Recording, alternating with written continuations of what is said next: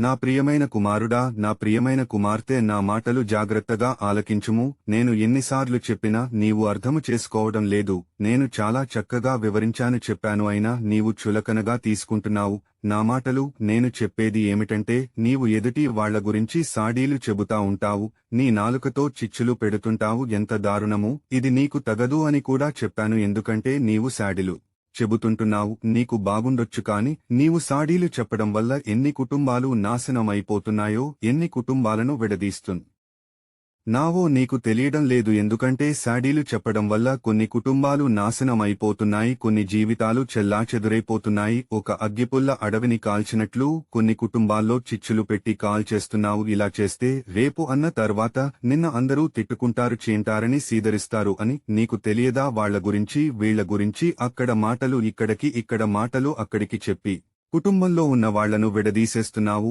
ఎంత ఘోరము, ఎంత దారుణము!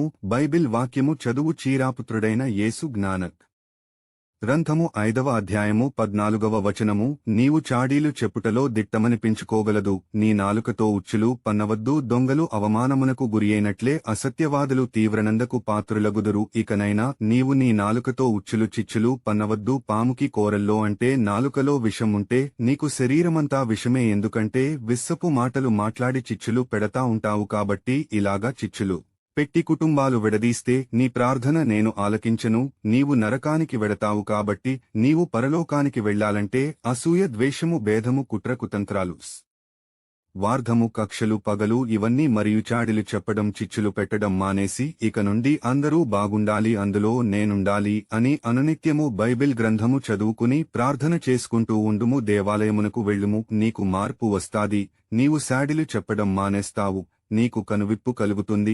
నీవు పరలోకానికి తప్పనిసరిగా వస్తావు, నాతో కూడా ఉంటావు. నా దగ్గర ఆకలి దప్పులు ఉండవు, సంతోషము, సమాధానము, ఆనందము, ప్రేమ, కనికరము, జాలి ఇవన్నీ నా యొద్ద ఉంటాయి. కాబట్టి నా రాజ్యములో నీవు నాతో ఉంటావు. నేను మాట ఇస్తున్నాను. ఆమెన్.